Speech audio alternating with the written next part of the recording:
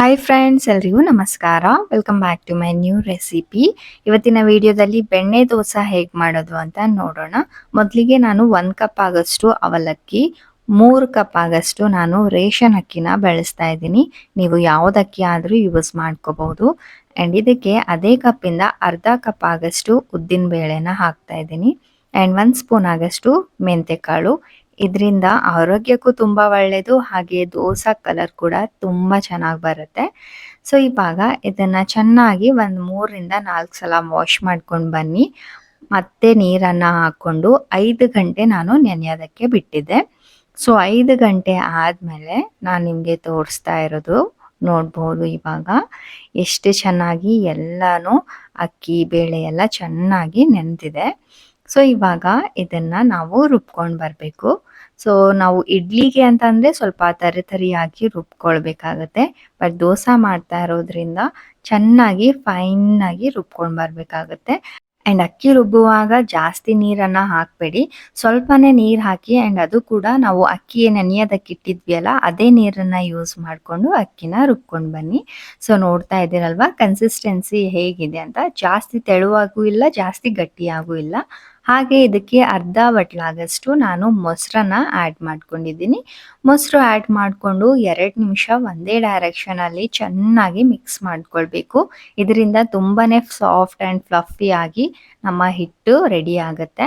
And ಎಲ್ಲ ಕಲಸಿದಾದ್ಮೇಲೆ ಲಾಸ್ಟಲ್ಲಿ ಈ ಥರ 3 ಸಲ ನೀವು ನಿಮ್ಮ ಬೆರಳಿಂದ ಹೊಡಿಬೇಕು ಅಂತ ಹೇಳ್ತಾರೆ. ಇದು ಹಿಂದಿನ ಕಾಲದಲ್ಲಿ ಹೇಳ್ತಾರೆ, ಬಟ್ ಇದರದ್ದು ಏನು ಯೂಸ್ ಅಂತ ನನಗೂ ಕೂಡ ಗೊತ್ತಿಲ್ಲ. ನಿಮ್ಗೆ ಏನಾದರೂ ಗೊತ್ತಿದ್ರೆ ಕಾಮೆಂಟ್ ಮೂಲಕ ತಿಳಿಸಿ. ಸೊ 10 ಗಂಟೆ ಆದಮೇಲೆ 10 ಗಂಟೆ ನಾನು ಫರ್ಮೆಂಟೇಷನ್ಗೆ ಇಟ್ಟಿದ್ದೆ. ಸೊ 10 ಗಂಟೆ ಆದಮೇಲೆ ನಿಮಗೆ ತೋರಿಸ್ತಾ ಇದ್ದೀನಿ ನೋಡಿ, ಎಷ್ಟು ಚೆನ್ನಾಗಿ ಫ್ಲಫಿಯಾಗಿ ಕಾಣಿಸ್ತಾ ಇದೆ. ನೀವು ನೋಡ್ಬೋದು ವಿಡಿಯೋದಲ್ಲಿ ಎಷ್ಟು ಚೆನ್ನಾಗಿ ಬಂದಿದೆ ಅಂತ. ಇದಕ್ಕೆ ಸ್ವಲ್ಪ ಉಪ್ಪನ್ನು ಹಾಕ್ಕೊಂಡು ಒಂದ್ಸಲ ಚೆನ್ನಾಗಿ ಮಿಕ್ಸ್ ಮಾಡ್ಕೊಳ್ಳಿ ಅಷ್ಟೇ. ನಮ್ಮ ಬ್ಯಾಟರ್ ಇವಾಗ ರೆಡಿ ಆಗೋಯ್ತು. ಆ್ಯಂಡ್ ಇವಾಗ ಇದು ಸದ್ಯಕ್ಕೆ ಸೈಡಿಗೆ ಎತ್ತಿಡೋಣ. ಇದಕ್ಕೆ ನಾವು ಚಟ್ನಿ ಹಾಗೂ ಆಲೂ ಪಲ್ಯನ ಪ್ರಿಪೇರ್ ಮಾಡ್ಕೊಳ್ಳೋಣ. ಒಂದು ಪ್ಯಾನ್ನ ತೊಗೊಂಡ್ಬಿಟ್ಟು ಅರ್ಧ ಬಟ್ಲಾಗಷ್ಟು ನೀರನ್ನು ಆ್ಯಡ್ ಮಾಡ್ಕೊಂಡಿದ್ದೀನಿ. ಆ್ಯಂಡ್ ಇದಕ್ಕೆ ಒಂದು ದಪ್ಪ ಸೈಜ್ ಈರುಳ್ಳಿನ ಸ್ಲೈಸ್ ಕಟ್ ಮಾಡಿಕೊಂಡು 4 ಹಸಿಮೆಣಸಿನ್ಕಾಯಿ ಕೂಡ ಆ್ಯಡ್ ಮಾಡ್ಕೊಂಡಿದ್ದೀನಿ. ಖಾರ ನಿಮ್ಮ ಪ್ರಕಾರ ಎಷ್ಟು ಬೇಕೋ ಅಷ್ಟು ಹಸಿಮೆಣಸಿನ್ಕಾಯಿನ ಆ್ಯಡ್ ಮಾಡ್ಕೋಬಹುದು. ಸೊ ನೀರಲ್ಲಿ ಇದನ್ನು ಚೆನ್ನಾಗಿ ಒಂದು 4ರಿಂದ 5 ನಿಮಿಷ ಲೋ ಟು ಮೀಡಿಯಂ ಫ್ಲೇಮ್ ಮೇಲೆ ಕುದಿಸ್ಕೊಳ್ಬೇಕಾಗುತ್ತೆ. ನೀವು 4-5 ನಿಮಿಷ ಆದಮೇಲೆ ಲಿಡ್ ಓಪನ್ ಮಾಡಿ ನೋಡಿ, ಇಷ್ಟು ಘಮ ಘಮ ಅಂತ ಪರಿಮಳ ಬರುತ್ತೆ ಅಂತಂದರೆ ತುಂಬ ಚೆನ್ನಾಗಿ ಬರುತ್ತೆ. ಸೊ ಇಲ್ಲಿ ನೀವು ನೋಡ್ಬೋದು ನೀರೆಲ್ಲ ಹೋಗಿದೆ. ಇವಾಗ ಇನ್ನೂ ಏನೇನೋ ನೀರು ಸ್ವಲ್ಪನೇ ಇದೆ. ಸೊ ಆ ಟೈಮಲ್ಲಿ ಒಳಗಡೆ ಏನು ಹಸಿಮೆಣಸಿನ್ಕಾಯಿ ಇದೆ ಅಲ್ವಾ, ಅದೆಲ್ಲ ನಾವು ಸೈಡಿಗೆ ಎತ್ತಿಡ್ಕೊಳ್ಬೇಕು. ಸೊ ಫ್ರೆಂಡ್ಸ್, ಇನ್ನೂ ನೀವು ನನ್ನ ಚಾನಲ್ಗೆ ಸಬ್ಸ್ಕ್ರೈಬ್ ಆಗಿಲ್ಲ ಅಂದರೆ ಸಬ್ಸ್ಕ್ರೈಬ್ ಮಾಡ್ಕೊಂಡಿರಿ. ನಿಮಗೆ ಇದೇ ಥರ ರೆಸಿಪೀಸ್ ನನ್ನ ಒಂದು ಚಾನಲಲ್ಲಿ ನಿಮಗೆ ನೋಡೋದಕ್ಕೆ ಸಿಗುತ್ತೆ. ಆ್ಯಂಡ್ ಫ್ರೆಂಡ್ಸ್, ಎಲ್ಲ ಹಸಿಮೆಣಸಿನ್ಕಾಯಿ ತೆಗೆದಾದ್ಮೇಲೆ ನಾನಿಲ್ಲಿ 3 ಆಲೂಗಡ್ಡೆನ ಕುದಿಸ್ಕೊಂಡು ಚೆನ್ನಾಗಿ ಮ್ಯಾಶ್ ಮಾಡಿಕೊಂಡು ಆ್ಯಡ್ ಮಾಡ್ಕೊತಾ ಇದ್ದೀನಿ. ಆ್ಯಂಡ್ ಇದಕ್ಕೂ ಕೂಡ ಸ್ವಲ್ಪ ಉಪ್ಪನ್ನು ಹಾಕ್ಕೊಂಡು ಒಂದ್ಸಲ ಚೆನ್ನಾಗಿ ಮಿಕ್ಸ್ ಮಾಡ್ಕೊಳ್ಳಿ ಅಷ್ಟೇ. ಆಲೂ ಪಲ್ಯ ಕೂಡ ರೆಡಿನೇ ಆಗೋಗುತ್ತೆ. ಮಸಾಲ ದೋಸೆಗಂದರೆ ಬೇರೆ ಥರ ಆಲೂ ಪಲ್ಯ ಮಾಡ್ತೀವಿ, ಆದರೆ ಬೆಣ್ಣೆ ದೋಸೆಗೆ ಇದೇ ಆಲೂ ಪಲ್ಯ ತುಂಬಾ ಟೇಸ್ಟಿಯಾಗಿ ಬರುತ್ತೆ. ಸೊ ಆಲೂ ಪಲ್ಯ ಕೂಡ ಪ್ರಿಪೇರ್ ಆಯಿತು. ಇವಾಗ ಚಟ್ನಿ ಪ್ರಿಪೇರ್ ಮಾಡೋಣ.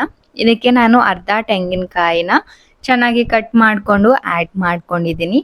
ಇದಕ್ಕೆ ನಾವು ಹಸಿಮೆಣಸಿನ್ಕಾಯಿ ಕುದಿಸ್ಕೊಂಡಿದ್ವಿ ಅದನ್ನು ಆ್ಯಡ್ ಮಾಡಿಕೊಂಡು, ಹಾಗೆ ಒಂದು ಏಲಕ್ಕಿ, ಒಂದು ಲವಂಗ ಕೂಡ ಆ್ಯಡ್ ಮಾಡ್ಕೊಳ್ಬೇಕು. ಏಲಕ್ಕಿ ಮೇಲೆ ಸಿಪ್ಪೆನ ತೆಗೆದ್ಬಿಟ್ಟು ಬರೀ ಬೀಜಗಳು ಮಾತ್ರ ಆ್ಯಡ್ ಮಾಡ್ಕೊಳ್ಳಿ. ಇದರಿಂದ ಫ್ಲೇವರ್ ಅಂತೂ ಸಕ್ಕತ್ತಾಗಿ ಬರುತ್ತೆ. ಟ್ರೈ ಮಾಡಿ ನೋಡಿ. ಹಾಗೆ ಸ್ವಲ್ಪ ಉಪ್ಪು, ಹಾಗೆ ಸ್ವಲ್ಪ ನೀರನ್ನು ಹಾಕ್ಕೊಂಡು ಪಲ್ಸ್ ಮೋಡಲ್ಲಿ ತರಿಯಾಗಿ ರುಬ್ಕೊಂಡು ಬರಬೇಕು. ಆ್ಯಂಡ್ ನೀರು ಕೂಡ ಜಾಸ್ತಿ ಹಾಕಕ್ಕೆ ಹೋಗಬೇಡಿ, ಸ್ವಲ್ಪ ಗಟ್ಟಿಯಾಗಿದ್ರೇ ಚೆನ್ನಾಗಿ ಬರುತ್ತೆ ದೋಸೆ ಜೊತೆ ತಿನ್ನೋಕ್ಕೆ. ಸೊ ನೋಡ್ತಾ ಇದ್ದೀರಲ್ವಾ, ಈ ಥರ ಇವಾಗ ಚಟ್ನಿ ಕೂಡ ಪ್ರಿಪೇರ್ ಮಾಡ್ಕೊಂಡಿದ್ದೀನಿ. ಸೊ ಪಲ್ಯ ಚಟ್ನಿ ಎಲ್ಲ ಆಯಿತು. ಇವಾಗ ಬಿಸಿ ಬಿಸಿ ಬೆಣ್ಣೆ ದೋಸೆ ಹಾಕ್ಕೊಂಡು ತಿನ್ನೋದು ಒಂದೇ ಬಾಕಿ ಇದೆ. ಸೊ ಬನ್ನಿ, ಹಾಗಾದರೆ ಬೆಣ್ಣೆ ದೋಸೆ ಹಾಕುವಾಗಲೂ ಕೂಡ ಮೊದಲು ಹಂಚನ್ನು ಚೆನ್ನಾಗಿ ಬಿಸಿ ಮಾಡ್ಕೊಂಡಾದ್ಮೇಲೆ ಸ್ವಲ್ಪ ನೀರನ್ನು ಚಿಂಪಡಿಸ್ಬಿಟ್ಟು ಈ ಥರ ಬಟ್ಟೆಯಿಂದ ಸವರಿಸ್ಕೊಂಡು ಫ್ಲೇಮ್ನ ಮೀಡಿಯಮ್ನ ಇಟ್ಕೊಳ್ಬೇಕು. ಹಿಟ್ಟೇನು ನಾವು ಬ್ಯಾಟರ್ ಹಾಕ್ತೀವಿ ಅಲ್ವಾ, ಆ ಸಮಯದಲ್ಲಿ ಫ್ಲೇಮ್ ಮೀಡಿಯಮ್ ಇಟ್ಕೊಂಡು ದೋಸೆನ ಹಾಕೊಳ್ಳಿ. ಆ್ಯಂಡ್ ಮಸಾಲ ದೋಸೆ ಥರ ದೊಡ್ಡದಾಗಿ ಹಾಕೋದು ಬೇಡ, ಸ್ವಲ್ಪ ಚಿಕ್ಕದಾಗಿ ಹಾಕ್ಕೊಳ್ಳಿ. ಆ್ಯಂಡ್ ಜಾಸ್ತಿ ತೆಳುವಾಗೂ ಬೇಡ, ಸ್ವಲ್ಪ ದಪ್ಪ ಇದ್ರೇ ಈ ಬೆಣ್ಣೆ ದೋಸೆ ತಿನ್ನೋಕ್ಕೆ ತುಂಬಾ ರುಚಿಯಾಗಿ ಬರುತ್ತೆ. ಸೊ ಮೀಡಿಯಮ್ ಫ್ಲೇಮ್ ಇಟ್ಕೊಂಡು ಮೇಲೆ ಫುಲ್ ಡ್ರೈ ಆದಮೇಲೆ ಈ ಥರ ನಾನು ಬೆಣ್ಣೆ ಕ್ಯೂಬ್ಸ್ನ ಆ್ಯಡ್ ಮಾಡ್ತಾ ಇದ್ದೀನಿ. ನಿಮ್ಮ ಮನೇಲಿ ಫ್ರೆಶ್ ಬೆಣ್ಣೆ ಇದ್ದರೆ ನೀವು ಆ್ಯಡ್ ಮಾಡ್ಕೋಬೋದು. ಸೊ ಇವಾಗ ಫ್ಲೇಮ್ನ ಲೋ ಇಟ್ಕೊಂಡು ಕ್ರಿಸ್ಪಿ ಆಗೋವರೆಗೂ ಚೆನ್ನಾಗಿ ರೋಸ್ಟ್ ಮಾಡ್ಕೊಳ್ಬೇಕು. ಸೊ ಅದ್ರ ಪಾಳಿಗೆ ಅದು ಏಳಬೇಕು ದೋಸೆ. ಸೊ ಇವಾಗ ನೀವು ನೋಡ್ಬೋದು ನಾನು ಫ್ಲಿಪ್ ಮಾಡ್ತಾ ಇದ್ದೀನಿ.